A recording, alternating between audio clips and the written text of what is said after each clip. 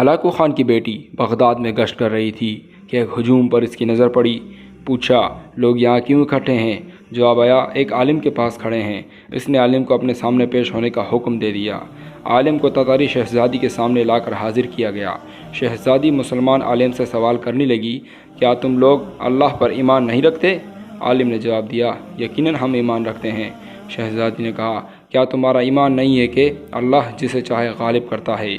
عالم نے جواب میں کہا، یقیناً ہمارا اس پر ایمان ہے۔ شہزادی نے پھر پوچھا، تو کیا اللہ نے آج ہمیں تم لوگوں پر غالب نہیں کر دیا ہے؟ عالم نے بات سنی اور کہا کہ ہاں، یقیناً کر دیا ہے۔ شہزادی نے دوبارہ پوچھا، تو کیا یہ اس بات کی دلیل نہیں ہے کہ خدا ہمیں تم سے زیادہ چاہتا ہے؟ عالم نے یہ سن کر کہا، بالکل نہیں۔ شہزادی نے کہا، وہ بھلا کیسے؟ عالم نے کہا، تم نے کبھی چرواہے کو دیکھا ہے؟ شہزادی نے سوچا اور کہا کہ ہاں، دیکھا ہے۔ عالم، کیا اس نے اپنے ریوڑ کے پیچھے کچھ کتے رکھے ہوتے ہیں؟ شہزادی، ہاں، بالکل رکھے ہوتے ہیں۔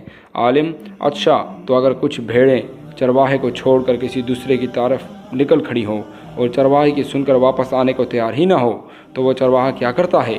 شہزادی، وہ ان کے پیچھے اپنے کتے دوڑاتا ہے تاکہ وہ ان کو پاس اس کی اپنی کمان میں واپس لے آ سکیں۔ عالم، وہ کتے کب تک ان بھیڑوں کا پیچھے پڑے رہتے ہیں؟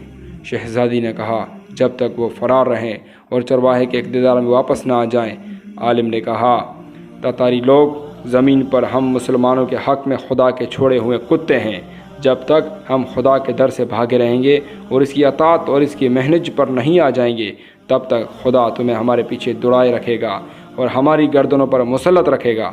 جب ہم خدا کے در پر واپس آ جائیں گے، اس دن تمہارا کام ختم ہو جائے گا۔ میرے بھائیوں اور دوستوں، آج پھر وہی حال ہے۔